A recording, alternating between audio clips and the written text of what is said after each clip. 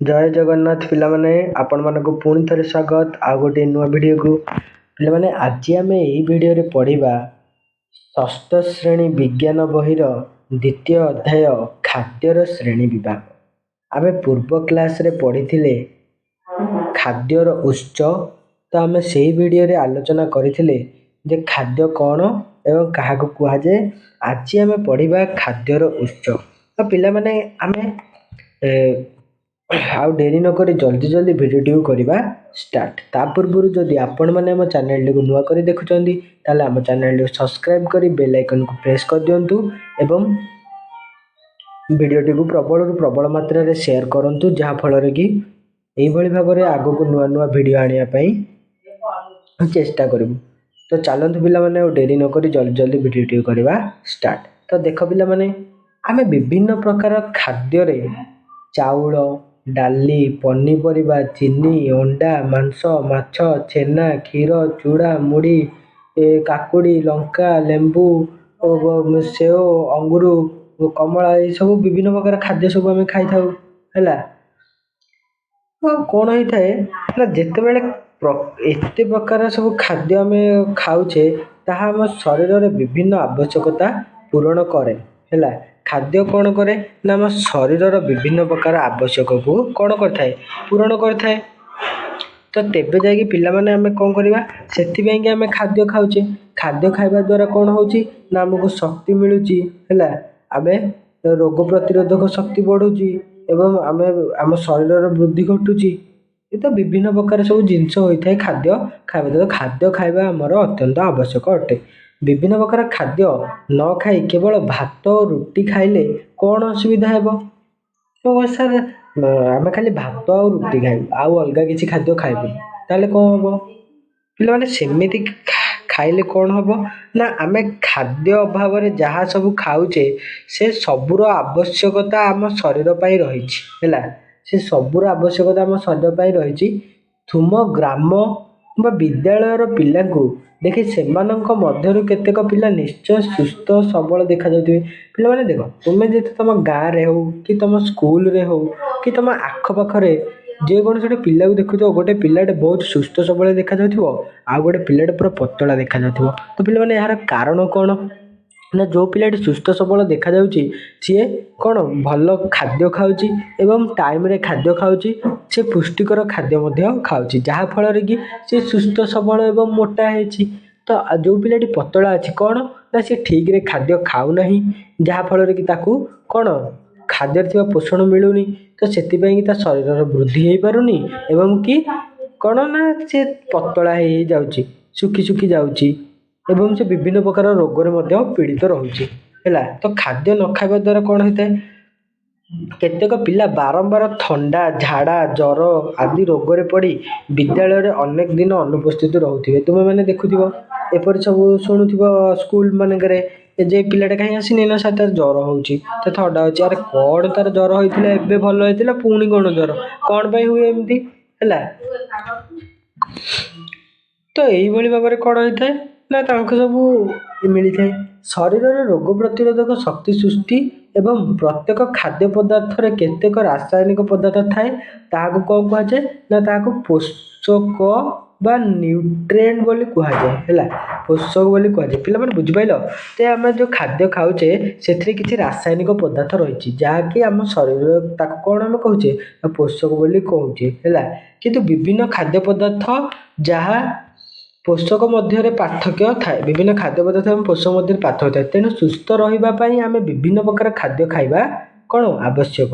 खाद्य थिबा मुख्य पोषक को आधार करी खाद्य को विभिन्न प्रकार विभक्त कर खाद्य को पोषक को आधार करी खाद्य को विभिन्न प्रकार विभक्त कर कौन कौन ना सेगुड़िक है श्वेत सार है। देख गोटे हूँ श्वेत सार आ गोटे कौन ना आ गोटे हूँ पुष्टि सार है। पुष्टि सार श्वेत सार पुष्टि सार आ गोटे कौन स्नेह सार है। तुम्हें माने यार सब ना गुड़ाक आगु शुणी स्नेह सार विटामिन है। तो तुम्हें माने सब आगु जानी ये सब खाद्य आम शरीर आ गोटे कौन रहा आ गोटे रहा खनिज लवण ओके। तो पिलामाने एगुड़िक आम शरीर पर अत्यंत कौन आवश्यक अटंती। या जदि आम खाद्य आमको यही सब जिन मिलता है, यही सब जिन मिलवा द्वारा आम शरीर पोषक मिलता है, जहाँफल आम शरीर वृद्धि एवं आम सुस्थ सबल देखा कारण यही समस्त अटंती। बुझिपाल? तो पिलामाने देख एठी देख सेगुड़ी है कौन ना श्वेतसार, पुष्टिसार, स्नेहसार, भिटामिन बा जीवसार। पे भिटामिन टाक आम कौन कहे जीवसार बोली कहे। आ गोटे कौन खनिज लवण एवं शरीर आवश्यकता पूरण पाई जल आ तंतु जातीय खाद्य निहाती दरकार। तंतु जातीय खाद्य कौन ना जो खाद्य माने तंतु थी, तंतु माने कौन जमीक जह्नी, जह्नी रे कौन थाए तंतु थाए। आ गोटे कौन जह्नी आ गोटे कौन माने से जह्नी टाइप आउ केतेटा अच्छी खाद्य जहाँ से आमको तंतु जातीय खाद्य कहुए। बुझिपाल? तो पिला माने आम शरीर में विभिन्न प्रकार माने आवश्यकता पूरण करने एत सब प्रकार खाद्य खाइबा दरकार कि केउ खाद्य केउ गुड़िक अधिक थाए ताहा परीक्षा कर जानिबा। देख तो प्रथमे तुमर आसिला कौन ना श्वेतसार जातीय खाद्य। श्वेतसार जातीय खाद्य कौन देख गोटे प्रथम जानिबा केमती श्वेतसार जातीय खाद्य कौनटा बोली है। श्वेतसार जातीय खाद्य कौ गुड़ाक आम जानिबा किपरि ना देख गोटे काच ग्लास रे एक चामच अट्टा नहीं से 3 ରୁ 4 ଚାମଚ पानी मिसाई भल भाव गोड़े दियो है। से ही पानिया अटारे 2 ରୁ 3 बुंदा संगे संगे प्रस्तुत होइथिबा आयोडीन द्रवण मिसाओ। एहाकू चामच साहाय्य भल भाव घांटी दियो। द्रवणर रंगरे की परिवर्तन हैला लक्ष्य कर हैला। द्रवण रंगरे की परिवर्तन हैला लक्ष्य कर। यह गाढ़ नील रंगर हेई जीवो हैला। कारण आयोडीन द्रवण श्वेतसार जातीय खाद्य को गाढ़ नील रंग कर दिए हैला। गाढ़ नील रंग कर दिए। तो ये पिला माने देख ये पिलाटी कौन करिछि ना देख ये पिलाटी नहीं विभिन्न प्रकार खाद्य ये नेला गोटे श्वेतसार जिनस खाद्य है। एपटे नेला आयोडीन द्रवण। आयोडीन द्रवण कौन कला 2 ରୁ 3 बुंदा कौन कला ना एथिरे पकेकी गोळेई देला हैला। गोळेई सारला पर कौन हैला ना यार रंगटा किभଳି हेजिवो। यार रंग हेजिवो नील रंग हैला। नील रंग हेजिवो। बुझिपाइल? नील रंग हो गले आम जानिबा जे एटा होची कौन ना श्वेतसार जातीय खाद्य हैला। श्वेतसार जातीय खाद्य बोली जानिबा। बुझिपाइल? तो सेही भली भाबरे श्वेतसार जातीय खाद्य आम काहाकू काहाकू कहबा ना श्वेतसार जातीय खाद्य कहले आम सिझा आलू, चूड़ा गुंड, सोरिष तेल, डाली गुंड, क्षीर को अलग अलग ग्लास रे कौन करवा नहीं कि एगुड़ा सब आम कौन करवा ना एरा सब नहीं कि आम परीक्षा करवा हैला। नहीं से कौन करवा ना आयोडीन द्रवण मिसेवा हैला। केउ केउ क्षेत्र रे गाढ़ नील रंग हैला चल देखिबा हैला। को क्षेत्र रे गाढ़ नील रंग हैला ए सब जिंस को लेके आम देखले जानि परिबा। देख पिला माने एठी टेबुल रे कौन देला ना एठी टेबुल रे देछि प्रथम कोडा ना गाढ़ नील रंग हैला। एपटे एपटे गाढ़ नील रंग हैला नहीं ताले गाढ़ नील रंग कोडा हैला सिझा आलू आ सोरिष तेल कौन हैला गाढ़ नील रंग हैला नहीं। तो अब एया फल आम जानले कौन जे सिझा आलूटा होछि हमर कौन ना श्वेतसार हैला। श्वेतसार बुझिपाइल? तो यहाँ पर पिला माने आम देखिबा एठारे देखिलु आलू चूड़ा श्वेतसार जातीय खाद्य किंतु सोरिष तेल डाली क्षीर श्वेतसार जातीय खाद्य नुहति कारण एगुड़ाकर रंग गाढ़ नील रंग हैला नहीं। सेहीपरि परीक्षा कले तुमे जानिपार चाउल, अट्टा, मुड़ी, कंदमूल, चीनी, सारू, ओलुओ, बाजरा, मांडिया आदि श्वेतसार जातीय खाद्य। तार पे श्वेतसार जातीय खाद्य कौ गुड़िक ना युड़िक हूँ तुम श्वेतसार जातीय खाद्य। परीक्षा क्वेश्चन आसो जे श्वेतसार जातीय खाद्य क्या कहुए तो तुम्हें मैंने कौन लिख ना चाउल, अट्टा, मुड़ी, कंदमूल, चीनी, सारू, ओलुओ, बाजरा, मांडिया आदि होउछन्ति श्वेतसार जातीय खाद्य। बुझिपाइल? तापर पिला माने आमे एबे देखिबा पुष्टिसार जातीय खाद्य। पुष्टिसार जातीय खाद्य कौन ना गोटे स्वच्छ प्लास्टिक बोतल नियो हैला। ପ୍ଲାଷ୍ଟିକ ବୋତଲ ନେବା, ସେଥିରେ ଅଳ୍ପ ଗୁଣ୍ଡ ଡାଲି ପୁରେଇଦେବା। ଗୁଣ୍ଡ ଡାଲି ଯେଉଁ ଅଛି ଆମେ ତାକୁ ସେଥିରେ ପକେଇଦେବା। ଡ୍ରପର ସାହାଯ୍ୟରେ କ'ଣ କରିବା, ଗୋଟେ ଡ୍ରପର ନେବା ହେଲା, ଡ୍ରପର ସାହାଯ୍ୟରେ ସେଥିରେ 8ରୁ 10 ବୁନ୍ଦା ପାଣି ମିଶାଇଦେବା। ଏହାପରେ ସେଥିରେ 2 ବୁନ୍ଦା ତୃତୀୟ ଦ୍ରବଣ କହିଲେ କ'ଣ ନା କପର ସଲଫେଟ୍ ସେଥିରେ କ'ଣ କରିବା ନା 2 ବୁନ୍ଦା ପକେଇବା ଓ 8ରୁ 10 ବୁନ୍ଦା କ'ଣ କରିବା ଖାର ସୋଡ଼ା ଦ୍ରବଣ ମିଶାଇବା। ଖାର ସୋଡ଼ା 8ରୁ 10 ବୁନ୍ଦା ପକେଇବା ଆଉ ତୃତୀୟ ଦ୍ରବଣ ଯେଉଁଟାକି ଆମର କପର ସଲଫେଟ୍ ସେଇଟାକୁ କ'ଣ କରିବା 2 ବୁନ୍ଦା ସେଥିରେ ମିଶାଇବା। ମିଶାଇଲେ କ'ଣ ମିଶାଇଲା ପରେ ଠିପି ଲଗାଅ, ଏହାକୁ ଭଲ ଭାବରେ ତାକୁ ଠିପି ବନ୍ଦ କରିକି ବୋତଲଟାକୁ ଭଲ ଭାବରେ କ'ଣ କରିବା ହଲେଇବା ହେଲା। ହଲେଇ ସାରିଲା ପରେ ଯେପରି ଦ୍ରବଣ ଗୁଡ଼ିକ ମିଶିଯିବ, କିଛି ସମୟ ଗୋଟିଏ ସ୍ଥାନରେ କ'ଣ କରିବ, କିଛି ସମୟ ଗୋଟେ ସ୍ଥାନରେ ତାକୁ ଖାଲିରେ ଛାଡ଼ିଦେବା ହେଲା। ତାପରେ ଏହାକୁ ଲକ୍ଷ୍ୟ କର ରଙ୍ଗ କି ପରିବର୍ତ୍ତନ ହେଉଛି। ରଙ୍ଗଟି କ'ଣ ହେଇଯିବ ବାଇଗଣୀ ରଙ୍ଗର ହେଇଯିବ, ଏହାର ରଙ୍ଗ ହେଲା ବାଇଗଣୀ ରଙ୍ଗର ହେଇଯିବ। ଏହିପରି ଭାବରେ ପୁଷ୍ଟିସାର ଜାତୀୟ ଖାଦ୍ୟକୁ ପରୀକ୍ଷା କର। ବର୍ତ୍ତମାନ କ୍ଷୀର, ବାଇଗଣ ଚକଟା, ଅଣ୍ଡା ଲାଳ, ଭାତ ନେଇ ପରୀକ୍ଷାଟି କର। କେଉଁ କ୍ଷେତ୍ରରେ ବାଇଗଣୀ ରଙ୍ଗ ହେଉଛି ତଳ ସାରଣୀରେ ଲେଖ। ତାହେଲେ ତଳ ସାରଣୀ ଦେଖ ପିଲାମାନେ, ତ ଡାଲି ଗୁଣ୍ଡରେ କ'ଣ ହେଲା ନା ରଙ୍ଗ ବାଇଗଣୀ ରଙ୍ଗ ହେଲା, କିନ୍ତୁ ବାଇଗଣୀ ରଙ୍ଗ ହେଲା ନାହିଁ କେଉଁଠି, ଭାତକୁ ନେଲେ ବାଇଗଣୀ ରଙ୍ଗ ହେଲା ନାହିଁ। ଡାଲି, ଅଣ୍ଡା ଲାଳ, କ୍ଷୀର, ମାଛ, ମାଂସ, ସୋୟାବିନ୍, ଛତୁ ଆଦି ପୁଷ୍ଟିସାର ଜାତୀୟ ଖାଦ୍ୟ, ତା ମାନେ ଏଇସବୁ କ'ଣ ହେଲା, ଏଇସବୁ ଆମର ହେଇଛି ବାଇଗଣୀ ରଙ୍ଗ ହେଲା। ଏଇସବୁ ପରୀକ୍ଷା କଲେ ବାଇଗଣୀ ରଙ୍ଗ ହବ। ତ ଏଇ ଦିଗ ତୁମମାନଙ୍କର ପୁଷ୍ଟିସାର ଜାତୀୟ ଖାଦ୍ୟ। ୟାକୁ ବି ପିଲାମାନେ ମନେ ରଖିଦିଅ। କ୍ଷୀର, ମାଛ, ମାଂସ, ସୋୟାବିନ୍, ଛତୁ ଆଦି ହେଉଛନ୍ତି କ'ଣ ନା ପୁଷ୍ଟିସାର ଜାତୀୟ ଖାଦ୍ୟ। ପରୀକ୍ଷାରେ ବି କୋଶ୍ଚିନ୍ ଆସିବ ଯେ ପୁଷ୍ଟିସାର ଜାତୀୟ ଖାଦ୍ୟ କାହାକୁ କୁହାଯାଏ, ତ ସେତେବେଳେ ଏଇଗୁଡ଼ିକ ଲେଖିଦେବ। ଓକେ, ତାପରେ ଦେଖିବା ନେକ୍ସଟ ଆସିଛି ତୁମର ସ୍ନେହସାର ଜାତୀୟ ଖାଦ୍ୟ। ପିଲାମାନେ ସ୍ନେହସାର ଜାତୀୟ ଖାଦ୍ୟ ମାନେ କ'ଣ, କେତେ ଖଣ୍ଡ ଧଳା କାଗଜ ନିଅ ହେଲା, ଠିକ କେତେଟା ଧଳା କାଗଜ ନେଇଯିବ, ଏମିତି ଧଳା କାଗଜ ନେଇଯିବ ହେଲା। ଧଳା କାଗଜରେ କ'ଣ କରିବ ନା ସେଥିରେ ଗୋଟେ ଥର ଅଟା ଗୁଣ୍ଡକୁ ଏମିତି ଘଷିଦେବ ହେଲା। ଆଉ ଗୋଟେ ଥରେ ସିଝା ଆଳୁକୁ ଏମିତି ଘଷିଦେବ। ଆଉ ଗୋଟେ ଥରେ କ'ଣ କରିବ ଚିନା ବାଦାମ ଗୁଣ୍ଡକୁ ଘଷିଦେବ। ଆଉ ଗୋଟେ ଥରେ କୋରା ହେଇଥିବା ନଡ଼ିଆ ହେଲା, କୋରା ହେଇଥିବା କ'ଣ ପାକଳ ନଡ଼ିଆକୁ ମଧ୍ୟ ଏମିତି ଘଷିଦେବ। ଆଉ ଗୋଟେ କାଗଜ ନେବ, ସେଥିରେ କ'ଣ ସୋରିଷକୁ ଘଷିଦେବ ହେଲା। ଏଇସବୁ କ'ଣ କରିବ ଅଲଗା ଅଲଗା ଗୁଣ୍ଡରେ ଅଲଗା ଅଲଗା କାଗଜରେ ସବୁ ଘଷିକି ନେଇକି କ'ଣ କରିବ ଖରାରେ ଶୁଖେଇଦେବ ହେଲା। ଖରାରେ ଥୋଇ ସାରିଲା ପରେ ଏଇଟା କ'ଣ ହବ ନା ଦେଖିବ ଯେଉଁଗୁଡ଼ାକ ସ୍ନେହସାର ଜାତୀୟ ଖାଦ୍ୟ ହେଇଥିବ ସେଗୁଡ଼ାକ ସବୁ କ'ଣ ହେଇଯିବ, ସେ କାଗଜରେ ତେଲ ଲାଗିଯିବ ହେଲା। କାଗଜରେ ତେଲ ଦାଗ ହେଇଯିବ। ଯେପରିକି ଆମେ ଦୋକାନରୁ କିଛି ତେଲ ଜିନିଷ କିଣିଲେ, ଯେମିତିକି ବରା, ପିଆଜି, ସିଙ୍ଗଡ଼ା କି ଯାହା ବି ଦୋକାନ କ'ଣ କରୁଛି ଗୋଟେ କାଗଜରେ ଆମକୁ ଦେଇ ଦେଉଛି, ତ ସେଇ କାଗଜଟା ଆମେ ଯେତେବେଳେ ଘରକୁ ଆସିକି ଆଡ଼ଉଛେ ତ ସେ କାଗଜଟା ତେଲ ହେଇଯାଉଛି ନା ନାହିଁ, ତ ସେଇ ଟାଇପ୍ର ହିଁ ତେଲ ସେଇ କାଗଜରେ ଲାଗିଯାଇଥିବ। ଏଇ କାଗଜ ଗୁଡ଼ାକରେ ଯେଉଁଗୁଡ଼ା ସ୍ନେହସାର ଜାତୀୟ ଖାଦ୍ୟ ହେଇଥିବ ସେଥିରେ ସେମିତି ତେଲ ଲାଗିଯାଇଥିବ ହେଲା। ଦେଖ ତ ଯେଉଁ କାଗଜଟି ତେଲିଆ ଦେଖାଯାଉଛି ସେଥିରେ ଘଷା ହେଇଥିବା ପଦାର୍ଥ ତେଲ ଅଛି, ଯେଉଁ କାଗଜ ତେଲିଆ ଦେଖାଯାଉ ନାହିଁ ସେଥିରେ ଘଷା ହେଇଥିବା ଖାଦ୍ୟ ପଦାର୍ଥରେ ତେଲ ନାହିଁ ବା କମ୍ ପରିମାଣରେ ରହିଛି। ଏହି ପରୀକ୍ଷାରୁ ଜାଣିଲେ ଚିନାବାଦାମ, ସୋରିଷ, ନଡ଼ିଆ ଅଧିକ ପରିମାଣରେ ତେଲ ରହିଛି, ତେଣୁ ଏଗୁଡ଼ାକ ସ୍ନେହସାର ଜାତୀୟ ଖାଦ୍ୟ। ସେହିପରି ସୂର୍ଯ୍ୟମୁଖୀ ମଞ୍ଜି, ରାଶି, ଅତସୀ, କୁସୁମ, ଜଡ଼ା, ମାଛ ମାଂସ, ଚର୍ବି ଆଉ ଅଣ୍ଡାର କେଶର, ଗାଈ ଓ ମଇଁଷି ଘିଅ, ଲହୁଣୀ ଆଦି ସ୍ନେହସାର ଅଛି।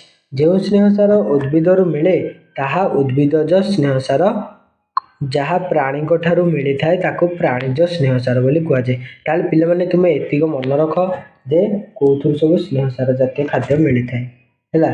ଆଉ ଉଦ୍ଭିଦ ସ୍ନେହସାର କାହାକୁ କୁହାଯାଏ, ପ୍ରାଣୀଜ ସ୍ନେହସାର କାହାକୁ କୁହାଯାଏ, ବୁଝିପାରିଲ। ତ ଏସବୁ ଜିନିଷରୁ ଆମର କ'ଣ ସ୍ନେହସାର ଜାତୀୟ ଖାଦ୍ୟ ମିଳିଥାଏ। ତାପରେ ନେକ୍ସଟ ଆମେ ଦେଖିବା ପିଲାମାନେ ଏବେ ଆମେ ଦେଖିବା ଖାଦ୍ୟରେ ଶ୍ୱେତସାର, ପୁଷ୍ଟିସାର, ସ୍ନେହସାର ଥାଏ ବୋଲି ତୁମେମାନେ ପରୀକ୍ଷା କରି ଜାଣିଲ। ଏହା ବ୍ୟତୀତ ଭିଟାମିନ୍ ଆଉ ଖଣିଜ ଲବଣ ମଧ୍ୟ ବିଭିନ୍ନ ଖାଦ୍ୟରେ ରହିଥାଏ। ଏହା ମଧ୍ୟ ଆମ ଶରୀର ପାଇଁ ଏକାନ୍ତ ଆବଶ୍ୟକ ଅଟେ। ତାହେଲେ ଭିଟାମିନ୍ ଏବେ ଆମେ ଜାଣିଲେ ଖାଦ୍ୟରେ ଥିବା ପୋଷକ ଗୁଡ଼ିକ ହେଲା କ'ଣ ଶ୍ୱେତସାର, ପୁଷ୍ଟିସାର, ସ୍ନେହସାର, ଭିଟାମିନ୍ ଓ ଖଣିଜ ଲବଣ। प्रत्येक खाद्यर प्राय समस्त प्रकार पोषक अल्प बा बेसी परिमाण थाए किंतु जो खाद्य पोषकटी अधिक परिमाण थाए ताकू आमे सेही जातीय खाद्य कही थाउ। जेपरिक चाउल श्वेतसार अधिक परिमाण थिबारु ताकू श्वेतसार जातीय खाद्य कही कुआଯାଏ। मांसरे अधिक पुष्टिसार थिबारु ताकू पुष्टिसार जातीय खाद्य कुआଯାए। ताले चिना बादाम रे अधिक तेल थिबारु ताकू आमे कोन स्नेहसार खाद्य बोली कही थाउ। तो सेही भली पिला माने पोषक आम शरीर पई आवश्यक, पोषक आम शरीर पई नितांत आवश्यक। पोषक केमि आवश्यक ना खाद्यर आवश्यकता संपर्क रे आमे आलोचना करछे। खाद्य थिबा पोषक रो कार्य कोन, कार्य प्रभेद थाए सेगुड़िक विभिन्न उत्सरू मिली थाए। पोषक गुड़िक आम शरीर में बहुविध आवश्यकता पूरण करुथिबारु सेगुड़िक अभाव रे अनेक रोग होइथाए। हैला बुझिपाइले, अनेक रोग होइथाए। श्वेतसार ठारू स्नेहसार अधिक शक्ति जोगाई थाए किंतु स्नेहसार जातीय खाद्य हजम करबा सहज हुए नाही। हैला स्नेहसार जातीय खाद्य कौन हुए हजम करबा सहज होई न थाए। श्वेतसार स्नेहसार पुष्टिसार अभाव रे अपपुष्टि जनित रोग होइथाए। अपपुष्टि जनित रोग माने कौन, आमे सुस्थ सबल हेई परिबा नाही। रोगर कारण लक्षण को नै रोगर नामकरण होइथाए। जथा श्वेतसार अभाव रे मारास्मस, पुष्टिसार अभाव रे क्वाशियरकर एवं कौन मारास्मस रो लक्षण गुड़िक मध्य रे पतला झाड़ा हेबा, बुद्धि रे बाधा हेबा माने शरीर वृद्धि रे बाधा हेबा, शरीर रो क्षीण हेबा माने पतला हे जिबा, केश कहरा हेबा माने चुट्टी कहरा देखा जिबा इत्यादि प्रधान सेही परी क्वाशियरकर रोग भोगुथिबा रोगी कौन ना गोड़ हाथ मुह ए सब फुली जाए और मुंडरू केश उपुड़ी जाए, केश मान चुट्टी उपुड़ी जाए। साधारणतः शिशु मानक ठारे एही प्रकार रोग अधिक देखा जाय थाए। बुझि पारल, काहेकि ना शिशु माने खाद्य खाआंतिनी। तो एबे कौन करिवो तुमे माने भल भाବରେ सब कौन खाद्य खाइबो। हैला ठीक टाइम रे खाद्य खाइबो एवं सब प्रकार खाद्य खाइबो। मते एइटा भल नु मते सेइटा भल नु, एइटा ले खाइबी सेइटा ले खाइबिनी एमिति के बेले कहबो नै। हैला जहा मिलुची सब खाइबो। तो देखो तापर पोषक हैला आमे देखिबा कोन ना पोषक आ तार उच्च आ तार कार्य। हैला देखो पिला माने श्वेतसार, श्वेतसार रो उच्च सब कोन कोन ना चाउल, चीनी, गुड़, आलू, मांडिया, मक्का, सारू, बाजरा, अटा, कंदमूल इत्यादि ए सब होचंदी कोन श्वेतसार जातीय खाद्य। तापरे यार कार्य सब कोन थाए श्वेतसार जातीय खाद्यर कार्य कोन ना शरीर को कार्य करबा पई शक्ति जोगाई थाए। दुई रे होची कोन ना बड़का श्वेतसार शरीर रे चर्बी आकार रे जमा होई रहे जेउथिरु आवश्यक समय रे हमकु कोन शक्ति मिली थाए। बुझि परला, श्वेतसार जातीय खाद्य खाइबा द्वारा हमर शरीर रे की प्रकार कार्य देते। तापरे हमें देखिबा पुष्टिसार जनित खाद्य। पुष्टिसार, पुष्टिसार हमकु डाली, सोयाबीन, छतु, माछ, मांस, अंडा इत्यादि रु मिली थाए। हैला पिल्ला मानकर एहर कार्य होची पिल्ला मानकर शरीर वृद्धि रे सहाय्य करे। हैला आउ कोन करे ना पिल्ला मानकर शरीर वृद्धि रे सहाय्य करे। आ गोटे होची नष्ट होई जाइतिबा कोष बदल रे नूतन कोष सृष्टि करे। हैला तापर स्नेहसार, स्नेहसार रो काम कोन ना स्नेहसार उच्च गुडी कोन कोन ते सब प्रकार तेल जिछ, तेल, घी, लहुणी, माछ, क्षीर, मांस, अंडा इत्यादि कार्य करिबा पई एहा शक्ति जोगाई थाए आउ चर्म चिकन रही थाए। हैला स्नेहसार रो काम तो बुझि पारले। एबे तापर एबे हम देखिबा नेक्स्ट तमरो विटामिन। हैला विटामिन अभाव रे पिला माने केते प्रकार रोग होई थाए। हैला सेगुडी को सब कोन कोन तो पिला माने एथुरो बे जानिले जे शरीर पई खाद्य रे थिबा विटामिन विशेष कार्य रहिछि। यह आम आखि, दांत, अस्थि को सुस्थ रखिबा संगे संगे शरीर रोग प्रतिरोधक क्षमता बढ़ाई थाए। गर्भवती महिला, छोट पिला, वयस्क लोकंक ठारे एही विटामिन अभाव देखा जाए। सेथिबाई डाक्टर सेमानको एही विटामिन बटिका खाइबा को परामर्श देइथांती।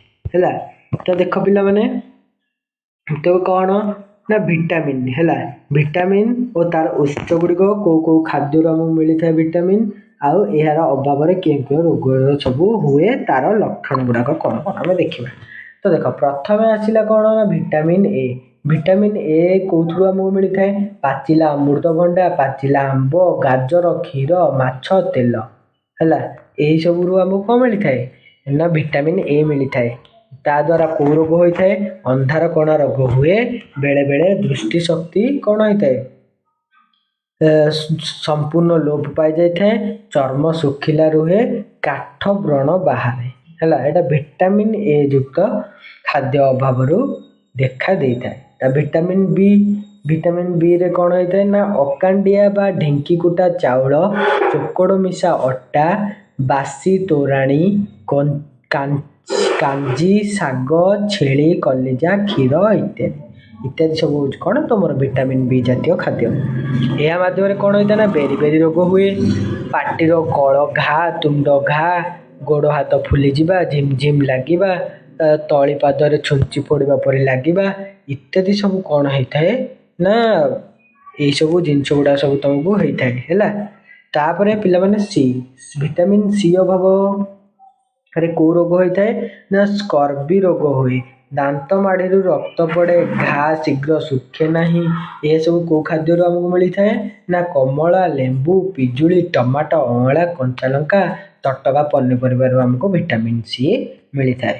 ତାପରେ ପିଲାମାନେ ଭିଟାମିନ୍ ଡିରେ ଆମକୁ କ'ଣ ମିଳିଥାଏ ନା ଛୋଟ ମାଛ, ଛେଳି କଲିଜା, ଅଣ୍ଡା, କଡ଼ ମାଛର ତେଲ, କ୍ଷୀର, ସୂର୍ଯ୍ୟ କିରଣ। ଭିଟାମିନ୍ ଡି ମିଳେ ନାହିଁ ଆମ ଚର୍ମ ଉପରେ।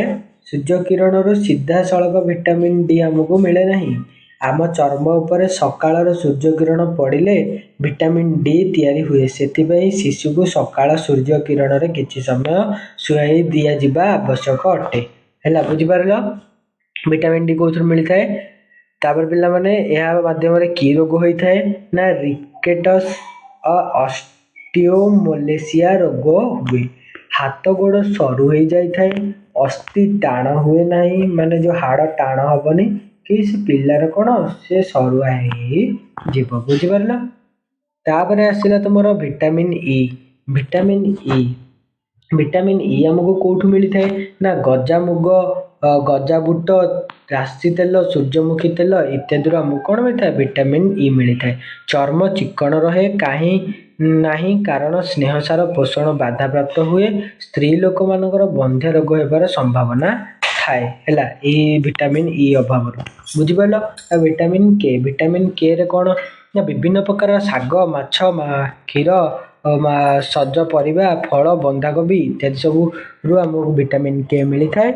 ଶରୀରର କୌଣସି ସ୍ଥାନ କଟିଗଲେ ରକ୍ତସ୍ରାବ ବନ୍ଦ ହୁଏ ନାହିଁ। ଭିଟାମିନ୍ କେ ଯଦି ଆମ ଦେହରେ ନଥିବ ତାହେଲେ ଶରୀର ଯଦି କେଉଁ ଜାଗା କଟିଗଲା ତାହେଲେ ସେ ରକ୍ତ ସହଜରେ ବନ୍ଦ ହେବ ନାହିଁ, ବୁଝିପାରିଲ। ତ ଏଇଭଳି ପିଲାମାନେ ଭିଟାମିନ୍ ଅଭାବରୁ ଆମେ ବିଭିନ୍ନ ରୋଗରେ ଆକ୍ରାନ୍ତ ହେଉ, ହେଲା। ଭିଟାମିନ୍ର କାର୍ଯ୍ୟ ଏହା କେଉଁ ପ୍ରକାର ଖାଦ୍ୟରୁ ମିଳେ ଦିଆଯାଇଛି। ଏହା ବ୍ୟତୀତ ପିଲାମାନେ vitamin A B C D ଆଉ ଇ କେ, ହେଲା,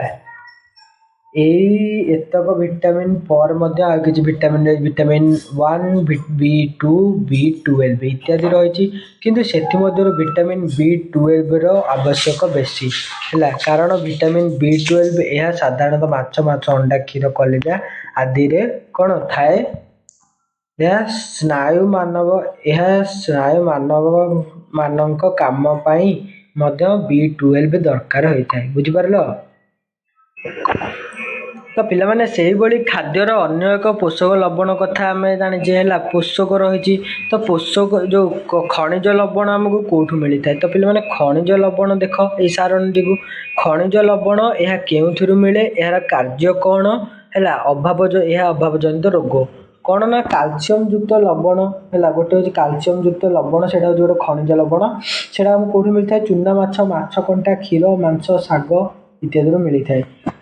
ଏହାର କାର୍ଯ୍ୟ କ'ଣ ନା ଦାନ୍ତ ଆଉ ଅସ୍ଥି ଗଠନରେ ସାହାଯ୍ୟ କରେ। ଏହା ଦାନ୍ତ ଆଉ ଆମ ହାଡ଼ ଗଠନରେ ସାହାଯ୍ୟ କରିଥାଏ। ଏହା ଅଭାବରେ କି ରୋଗ ହୋଇଥାଏ ନା ଅସ୍ଥି ବଙ୍କା ହେଇଯାଏ, ହାଡ଼ ଗୁଡ଼ା ସବୁ ବଙ୍କା ହେଇଯାଏ ଆମର ଯଦି ଏହା ଅଭାବ ହୋଇଥାଏ। ତାହେଲେ ଲହଯୁକ୍ତ ଲବଣ କ'ଣ ନା ସଜନା ଶାଗ, ପୋଇ, ଭେଣ୍ଡି, କଦଳୀ, ମାଣ୍ଡିଆ, ପାଳଙ୍ଗ ଇତ୍ୟାଦିରୁ ଆମକୁ ଏହା ମିଳିଥାଏ ହେଲା। ଏହାର କାର୍ଯ୍ୟ କ'ଣ ନା ରକ୍ତ ତିଆରିରେ ସାହାଯ୍ୟ କରିବା। ରକ୍ତହୀନତା ଦେଖାଯାଏ, ଏହାର ଅଭାବ ଜନିତ ରୋଗ କ'ଣ ରକ୍ତହୀନତା ଦେଖାଯାଏ। ଏଇଟା ଯଦି ଆମେ ନ ଖାଇବା ତାହେଲେ କ'ଣ ଆମ ରକ୍ତହୀନ ଦେଖାଯିବ ଆମ ଶରୀରରେ। ତାପରେ ଆୟୋଡିନ ଯୁକ୍ତ ଲବଣ, ସଜନା ଛୁଇଁ, ସମୁଦ୍ର ମାଛ, ସମୁଦ୍ର କୂଳବର୍ତ୍ତୀ ଅଞ୍ଚଳରେ ହୋଇଥିବା ପରିବା, ଫଳ, ଆୟୋଡିନ ଯୁକ୍ତ ଲୁଣ ହେଲା। ଯେମିତି ଟାଟା ଲୁଣ ହେଉଛି କ'ଣ ଆମର ଆୟୋଡିନ ଯୁକ୍ତ ଲୁଣ ହେଲା। ତ ତାକୁ ଆମେ ଖାଉଛେ, ସେଥିରେ ଆୟୋଡିନ ଅଛି ବୋଲି। ତ ଏଇସବୁ ଜିନିଷରୁ ଆମକୁ କ'ଣ ମିଳିଥାଏ ଆୟୋଡିନ ମିଳିଥାଏ। ଆୟୋଡିନର କାର୍ଯ୍ୟ କ'ଣ ନା ଏଇ ଆୟୋଡିନ ଲବଣର କାର୍ଯ୍ୟ ହେଉଛି ଥାଇରଏଡ୍ ଗ୍ରନ୍ଥିକୁ କାର୍ଯ୍ୟକ୍ଷମ କରେ। ଏହା ଥାଇରଏଡ୍ ଗ୍ରନ୍ଥିକୁ କାର୍ଯ୍ୟକ୍ରମ କରାଏ। ଏବଂ ଏହାର କି ରୋଗ ହୋଇଥାଏ ନା ଗଳଗଣ୍ଡ ରୋଗ ହୁଏ। ପିଲାର ମାନସିକ ବିକାଶରେ ବାଧା ପ୍ରାପ୍ତ ହୁଏ, ମାନେ ପିଲାର ବ୍ରେନ୍ ଡେଭଲପମେଣ୍ଟ ବା ଯେଉଁ ବ୍ରେନ୍ ଡେଭଲପମେଣ୍ଟରେ ଏହା ସହାୟକ ହୋଇଥାଏ। ଯଦି ଏଇଟା ଆମେ ନ ଖାଇବା ତାହେଲେ ସେ ପିଲାର ବୁଦ୍ଧି କିଛି ବି ବଢ଼ିବ ନାହିଁ, ବୁଝିପାରିଲ। ତାପରେ ତ ତୁମମାନଙ୍କର ଏତିକି ଥିଲା ହେଲା ଆଜି ପାଇଁକି। ଏବଂ ତାପରେ ପିଲାମାନେ ଦେଖ କେଉଁ ପିଲାମାନେ କେତେ ଖାଦ୍ୟ ଖାଇବା ଆବଶ୍ୟକ, କେଉଁ ପିଲାମାନେ କେତେ ଖାଦ୍ୟ ଖାଇବା ଆବଶ୍ୟକ। ଏଠି ଦେଖ ଖାଦ୍ୟ ହେଲା, ନିରାମିଷ ଭୋଜନ କ୍ଷେତ୍ରରେ, ଆମିଷ ଭୋଜନ କ୍ଷେତ୍ରରେ। ନିରାମିଷ ମାନେ ହେଉଛି କ'ଣ ନା ଯେଉଁଟା ମାନେ ଯେଉଁଟା ନନଭେଜ୍ ହେଲା, ମାନେ ଯେଉଁ ଆମିଷଟା ଯେଉଁଟା ମାନେ ମାଛ ମାଂସ ଏଇଗୁଡ଼ା ସବୁ ଏଇ ଖାଦ୍ୟ ଗୁଡ଼ା। ଆଉ ସରି ନିରାମିଷ ମାନେ ମାଛ ମାଂସ ଆଉ ଏଗୁଡ଼ାକ ନୁହଁ ହେଲା। ନିରାମିଷ ମାନେ ସାଧା। ଆଉ ଆମିଷ ଭୋଜନ ମାନେ ହେଉଛି କ'ଣ ନା ମାଛ ମାଂସ। ପିଲାମାନେ ଦେଖ ଏଇଟା ହେଉଛି କ'ଣ ନା ଆମିଷ ମାନେ ହେଉଛି ଯେଉଁଟା ଆଇଁଷ, ମାନେ ସେଥିରେ ମାଛ ମାଂସ ଅଣ୍ଡା ଏଇସବୁ ଜିନିଷ ଖାଦ୍ୟ ଗୁଡ଼ା। ନିରାମିଷ ମାନେ କ'ଣ ନା ସାଧା, ଯେଉଁଟା ଖାଲି ପନିପରିବା ପନିର ଏ କ୍ଷୀର ବା ଏଇଗୁଡ଼ା ସବୁ ହେଉଛି କ'ଣ ନିରାମିଷ ବା ସାଧା ଜାତୀୟ ଖାଦ୍ୟ। ତ ସେଇ ଯେଉଁମାନେ ଖାଦ୍ୟ କ'ଣ ଶସ୍ୟ, ଯେମିତିକି ଚାଉଳ, ମକା, ମାଣ୍ଡିଆ, ଅଟା, ଏଇସବୁ ଜିନିଷ ମାନେ 10ରୁ 12 ବର୍ଷ ପିଲାମାନଙ୍କ ପାଇଁ ସୁଷମ ଖାଦ୍ୟର ତାଲିକା ଏଇଟା, ବୁଝିପାରିଲ। ତ ଦେଖ 10ରୁ 12 ବର୍ଷ ପିଲା ମଧ୍ୟ କେତେ ଖାଇବା ଦରକାର ନିରାମିଷ ଖାଦ୍ୟ। ନିରାମିଷ ଖାଦ୍ୟ 320 ଗ୍ରାମ ଏବଂ ଆମିଷ ଖାଦ୍ୟ ମଧ୍ୟ 320 ଗ୍ରାମ ଖାଇବା ଦରକାର। ତାଠୁ ଅଧିକ ଖାଇଲେ ଶରୀର ପ୍ରତି ଭଲ ନୁହେଁ, କି ତାଠୁ କମ୍ ଖାଇବା ମଧ୍ୟ ଶରୀର ପ୍ରତି ଭଲ ନୁହେଁ। ଡାଲି ଜାତୀୟ ଖାଦ୍ୟ ଯେମିତି ହରଡ଼, ମୁଗ, ବୁଟ, ମସୁରୀ, କାନ୍ଦୁଲ, ରାଜମା ଇତ୍ୟାଦି, ଏହା କହିଥାଏ 70 ଗ୍ରାମ ଏବଂ ଆମିଷରେ 60 ଗ୍ରାମ ଖାଇଲେ ମଧ୍ୟ ଚଳିବ। ତ ଶାଗ, କଞ୍ଚା ପନିପରିବା, ହେଉଛି ନିରାମିଷରେ 100 ଗ୍ରାମ ଖାଇବା ଉଚିତ, ଆମିଷରେ ମଧ୍ୟ 100 ଗ୍ରାମ ଖାଇବା ଉଚିତ। ତାପରେ ପିଲାମାନେ ପନିପରିବା ହେଲା, ପନିପରିବା ହେଉଛି କ'ଣ ନା 50 ଗ୍ରାମ ଦୁଇଟା ଯାକରେ ସମାନ ଖାଇବା ଦରକାର। ସେଭଳି ଫଳ ବିଭିନ୍ନ ପ୍ରକାର ଫଳ ଅଛି, ସେଓ, ପିଜୁଳି, ଅଁଳା, କମଳା, ଏଗୁଡ଼ା ସବୁ ଇଏ ବି ସେ 50 ଗ୍ରାମ ନିରାମିଷ ଖାଦ୍ୟ ଖାଉଥିବା ପିଲାମାନେ ଖାଇବା ଦରକାର ଏବଂ ଆମିଷ ଖାଦ୍ୟ ଖାଉଥିବା ପିଲାମାନେ ମଧ୍ୟ 50 ଗ୍ରାମ ଖାଇବା ଦରକାର। ତାଠୁ ଅଧିକ ଖାଇଲେ ଭଲ ନୁହେଁ, କି ତାଠୁ କମ୍ ଖାଇଲେ ଭଲ ନୁହେଁ। ତାପରେ ଆସିଲା କ୍ଷୀର କେତେ 300 ମିଲିଲିଟର, ଆଉ ଆମିଷ ଖାଦ୍ୟ ଖାଉଥିବା ପିଲାମାନେ 200 ମିଲିଲିଟର ଖାଇଲେ ମଧ୍ୟ ଚଳିବ ହେଲା। ତାପରେ ତେଲ ଆଉ ଘିଅ କେତେ 35 ଗ୍ରାମ ନିରାମିଷ ପିଲାମାନେ, ଆମିଷ ପିଲାମାନେ ମଧ୍ୟ 35 ଗ୍ରାମ। ତାପରେ ମାଛ ମାଂସ ଆଉ ଅଣ୍ଡା ନିରାମିଷ ପିଲାମାନେ ତ ବିଲକୁଲ ବି ଖାଇବେ ନାହିଁ ହେଲା, କିନ୍ତୁ ଆମିଷ ପିଲାମାନେ କ'ଣ କରିବେ ଖାଇବେ, କିନ୍ତୁ କେତେ ଖାଇବେ 50 ଗ୍ରାମରୁ ଅଧିକ ଖାଇବେ ନାହିଁ, ଖାଇଲେ ସେଇଟା ତାଙ୍କ ଶରୀର ପ୍ରତି ହାନିକାରକ ହୋଇଥାଏ। ତାପରେ ଚିନି ଆଉ ମିଠା ଗୁଡ଼ ହେଲା, ଚିନି ମିଠା ଗୁଡ଼ ଏମାନେ ଯେ 50 ଗ୍ରାମ ଖାଇବେ, ଏମାନେ 50 ଗ୍ରାମ ମଧ୍ୟ ଖାଇବେ। ତ ଏତିକି ଖାଇଲେ କ'ଣ ହବ, ତ ଏତିକି ଖାଇଲେ ହେଲା ଶରୀର ପ୍ରତି ଭଲ ଏବଂ ସୁସ୍ଥ ଶରୀର ଗଠନ ହୋଇପାରିବ। ତ ପିଲାମାନେ ଆଶା କରୁଛି ତୁମମାନଙ୍କୁ ଭିଡ଼ିଓଟି ଭଲ ଲାଗିଥିବ। ଯଦି ଭିଡ଼ିଓଟି ଭଲ ଲାଗିଛି ତାହେଲେ ଭିଡ଼ିଓଟିକୁ ଲାଇକ୍ କର ଏବଂ ସାଙ୍ଗ ପିଲାମାନଙ୍କ ପାଖକୁ ସେୟାର କରିଦିଅ। ତାହେଲେ ପିଲାମାନେ ଆମେମାନେ ଏଇ ଭିଡ଼ିଓରୁ କ'ଣ ଶିଖିଲେ ନା ଖାଦ୍ୟ ଥିବା ପୋଷକକୁ ଆଧାର କରି ଖାଦ୍ୟ ଶ୍ୱେତସାର, ପୁଷ୍ଟିସାର, ସ୍ନେହସାର, ଭିଟାମିନ୍, ଖଣିଜ ଲବଣ, ଜଳ ଇତ୍ୟାଦି ଶ୍ରେଣୀରେ ବିଭକ୍ତ କରାଯାଏ। ଆମ ଖାଦ୍ୟରେ ସମସ୍ତ ପ୍ରକାର ପୋଷକ ନିର୍ଦ୍ଦିଷ୍ଟ ପରିମାଣରେ ରହିବା ଆବଶ୍ୟକ। ଶ୍ୱେତସାର, ପୁଷ୍ଟିସାର, ସ୍ନେହସାର, ଭିଟାମିନ୍ ଆବଶ୍ୟକ ପରିମାଣରେ ନ ଖାଇଲେ ଏହାର ଅଭାବ ଜନିତ ରୋଗ ହୋଇଥାଏ। ସୁଷମ ଖାଦ୍ୟ ଆମକୁ ସମସ୍ତ ପୋଷକ ଯୋଗାଇଥାଏ। ଦୈନନ୍ଦିନ ସୁଷମ ଖାଦ୍ୟ ସହିତ ତନ୍ତୁଯୁକ୍ତ ଖାଦ୍ୟ ଖାଇବା ଆବଶ୍ୟକ।